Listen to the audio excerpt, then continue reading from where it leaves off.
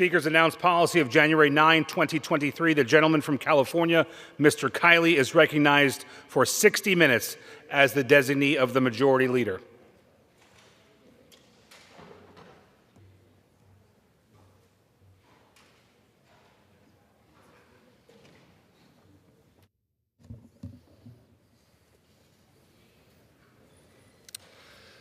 Mr. Speaker, it has been nearly 5 months since President Biden nominated Julie Su to be Secretary of Labor. That nomination remains stalled. The Senate has declined to confirm her, and she now faces bipartisan opposition. And yet, the President has not withdrawn her nomination. Worse yet, Su is continuing to serve as Secretary of Labor in an acting capacity, despite the Senate declining to put her in that position. It appears that this is now the plan, to simply cancel the vote and carry on as if she'd been confirmed. Su's leading supporter in the Senate, Bernie Sanders, said as much. He said, "I hope she has the votes to become the secretary. If not, of course, she should stay where she is." "She's doing a great job," Sanders continued. "Why would you not?" Well, why would you not? One simple reason is the Constitution. This is blatantly an end run around the Constitution's advice and consent requirement of Article 2, Section 2, Clause 2.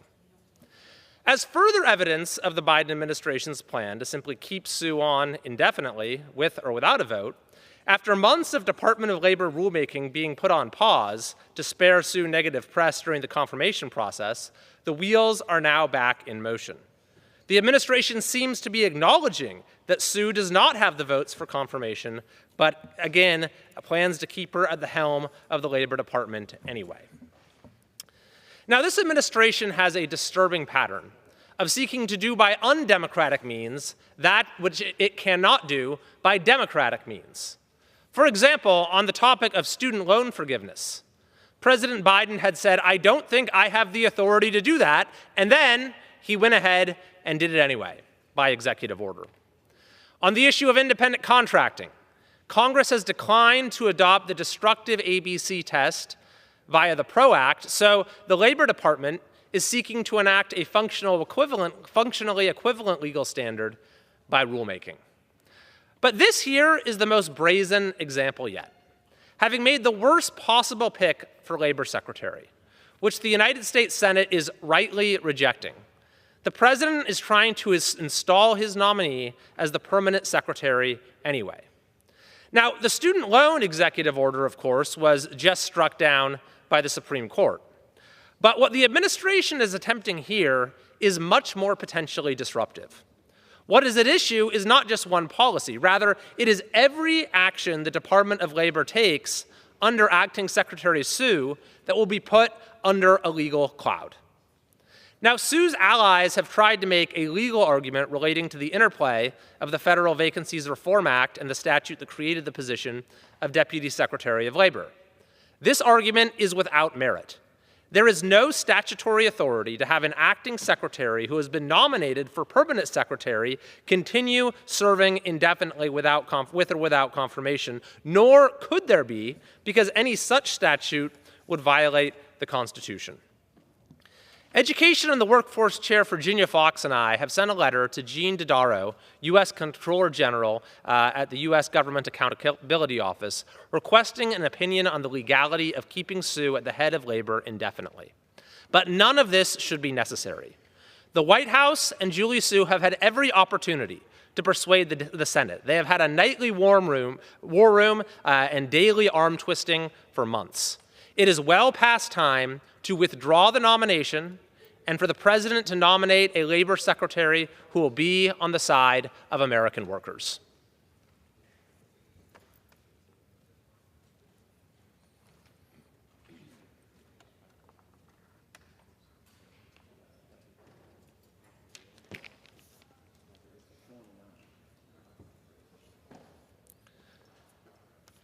Mr. Speaker, last month, the district attorney of Placer County in my district secured the first ever murder conviction in California for dealing fentanyl. This is a very important moment in the battle against the fentanyl epidemic that is taking such a tragic toll on every community across the country. As the New York Times reported, the novel prosecution in Placer, northeast of Sacramento, is being closely watched in law enforcement and legislative circles in California, which lost about 6,000 people to fentanyl and other opioids in 2021, the last year for which complete data is available.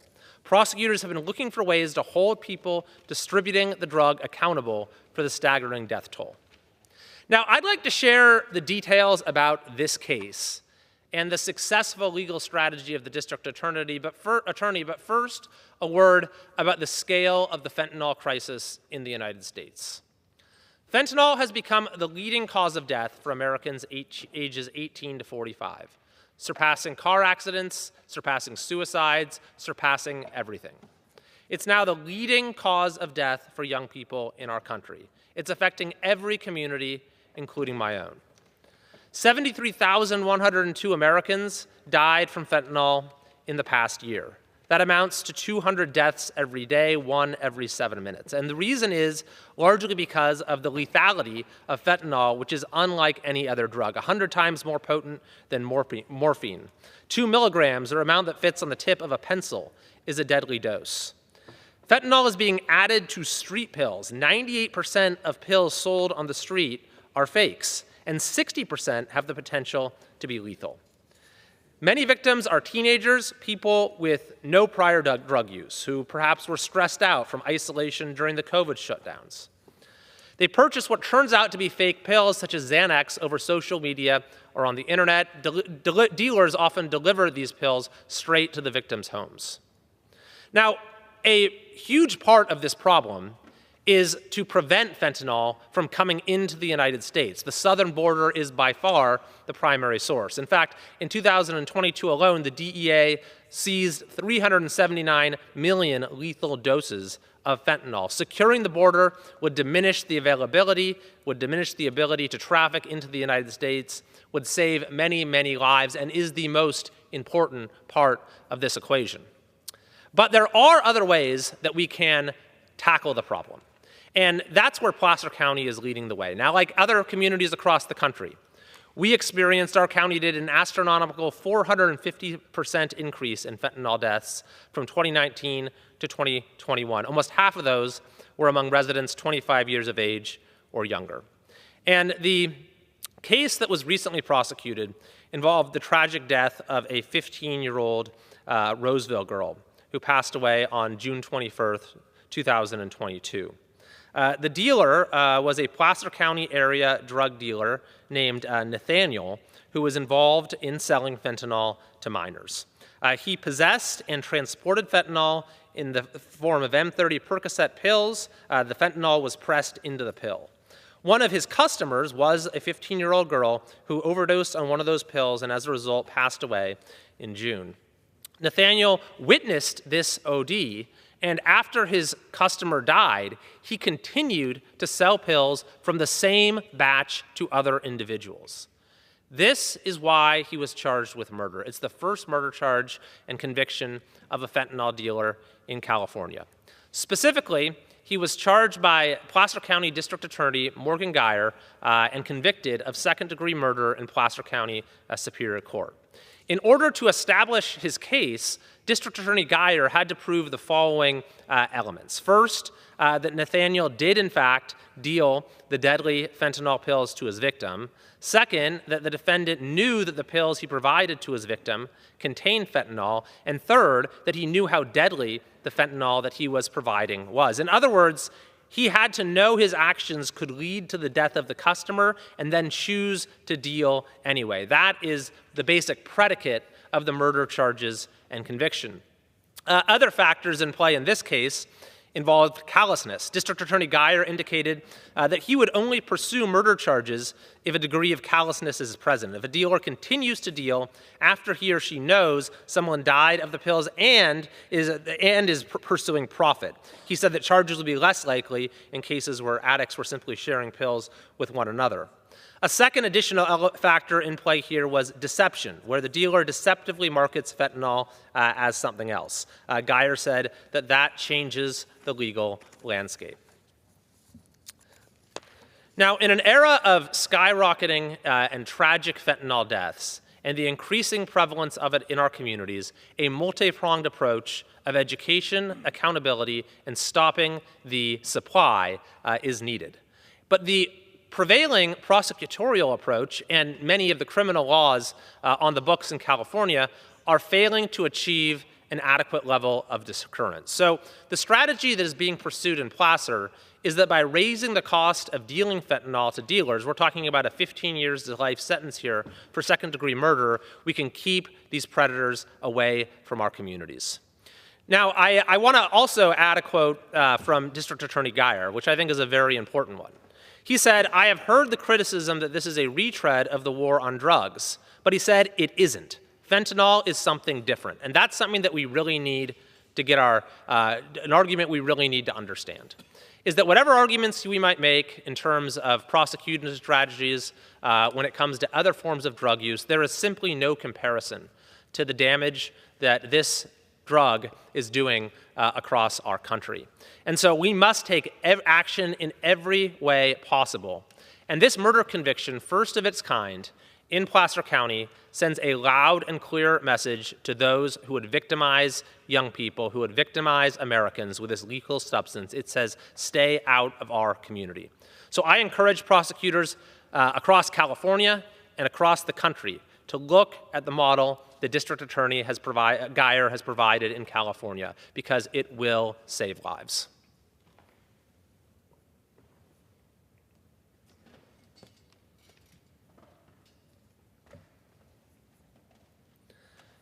Mr. Speaker, I rise today in strong support of the 5.2% pay raise for our servicemen and women provided for in the National Defense Authorization Act, or the NDAA. Americans have been left struggling under the weight of runaway inflation and ever-increasing cost of living, perhaps none more so than those who are in uniform. Skyrocketing inflation has contributed to pay for service members falling behind that of their civilian counterparts in terms of purchasing power. The much-needed pay increase that we are providing with this legislation, which is the largest in 22 years, will ensure that compensation for military service is at least commensurate with the rise in civilian wages. In concrete terms, this means more income to cover housing, food, providing for family, and other basic necessities that, frankly, those in uniform serving our country shouldn't have to lose sleep over. In addition to this across-the-board pay increase, the NDAA contains numerous provisions designed to make life more affordable for junior enlistees. Pay for our military's most junior enlistees, E1s, is currently a paltry $22,000 a year. The NDAA increases that base pay rate to $31,000 a year so that the starting wage for junior enlistees isn't lower than that of a fast food cashier in California. The calculation of basic allowance for housing is also improved to provide a more accurate and higher level of aid for housing. And the basic needs allowance, which enables low-income service members to support a family, is expanded as well. Finally, the Secretary of Defense is authorized to provide monthly bonuses to junior enlisted members to mitigate the impacts of inflation. Mr. Speaker, we owe members of our military a debt that can never be repaid for their service and sacrifice to our country. Americans undoubtedly have an obligation to provide a level of compensation that matches at least that of their civilian counterparts and enables service members to meet basic housing costs and provide for their families. This legislation fulfills that basic foundational commitment, and I am proud to support the pay increase for our military.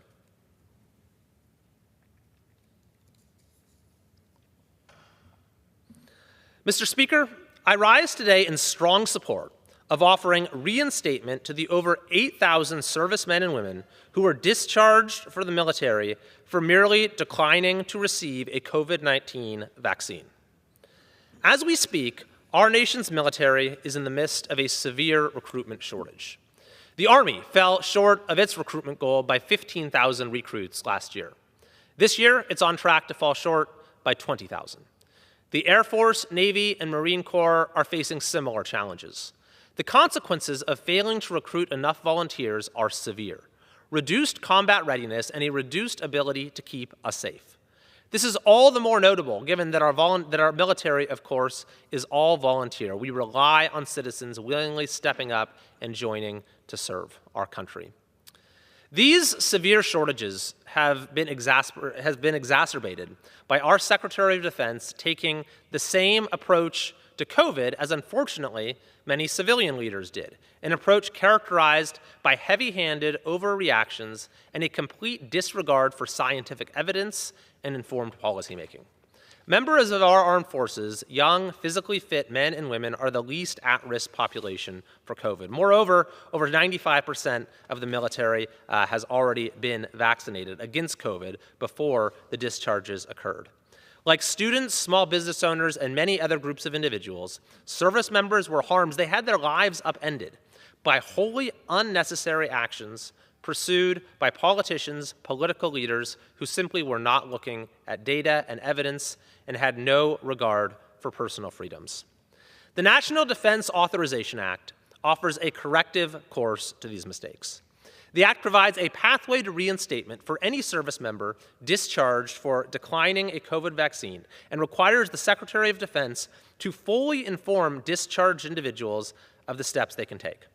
Further, it assures that veterans, for the time spent discharged, will be classified as a career intermission to prevent any negative impact on future promotions, and will also prohibit the Department of Defense from forcing cadets discharged from military service academies to repay tuition.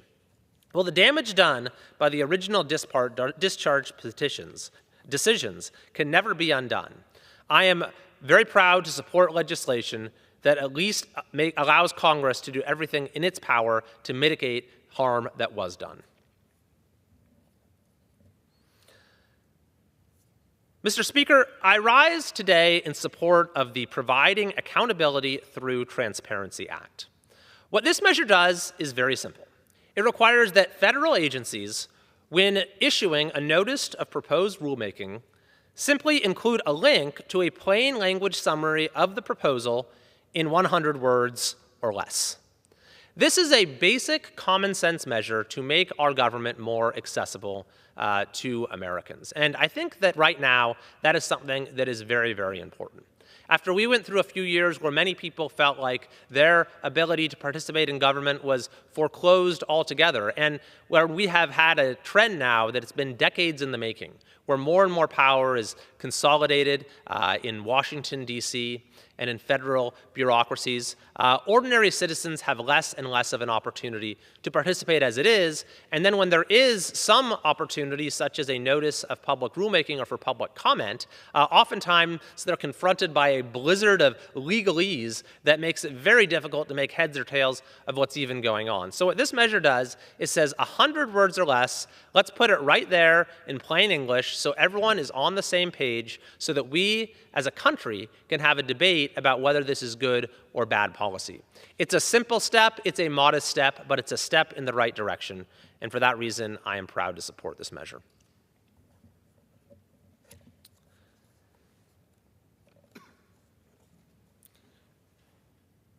Mr. Speaker, I rise today in celebration of Israel's 75th year as a nation. For these last 75 years, Israel has stood as a sanctuary for the Jewish people, as a beacon of freedom, democracy, and human rights in the region, and as a steadfast ally to our nation. The United States has been among Israel's closest allies from its very inception. In fact, President Harry Truman officially recognized Israel merely 11 minutes after its formation. Since that moment, the bond between our two nations, one based upon shared values, common interests, and a united vision for the future, has only grown stronger.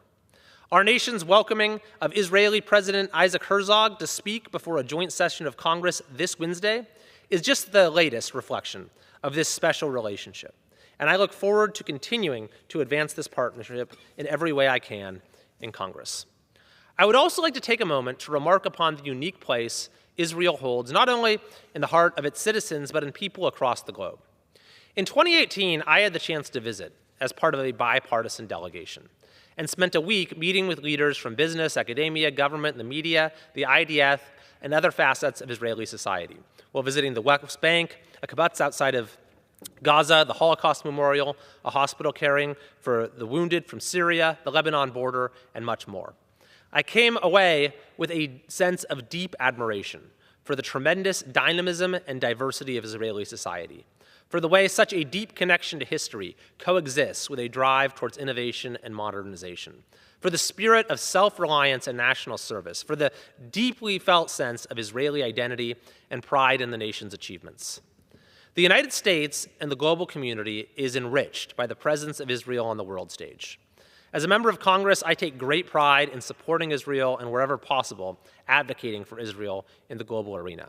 Today, I am honored to recognize and commemorate that by celebrating Israel's 75th anniversary as a nation.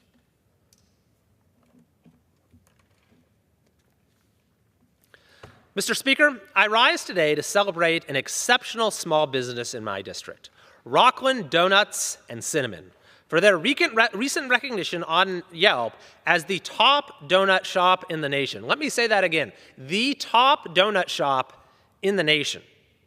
This distinguished family-owned establishment is operated by Kai and Anna Pho, a couple whose story embodies the American dream. Over 40 years ago, Kai and Anna emigrated from Cambodia to the United States of America.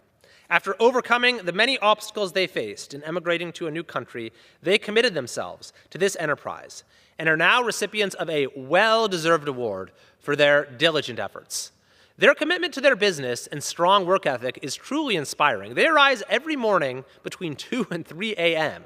to prepare fresh donuts for the many patrons who frequent their shop. They serve a wide array of delicious treats, ranging from an assortment of donuts to breakfast croissants, and of course, the traditional cinnamon roll. It was not long ago when they opened their doors, just in May of 2022, and they quickly rose to high regard in our community, earning that 5-star Yelp rating and national attention in this short period of time. I've gone by there a few times recently, and I will tell you the line is out the door. Therefore, on behalf of California's 3rd Congressional District, and the United States House of Representatives, I am pleased to recognize Rockland Donuts and Cinnamon for this outstanding achievement.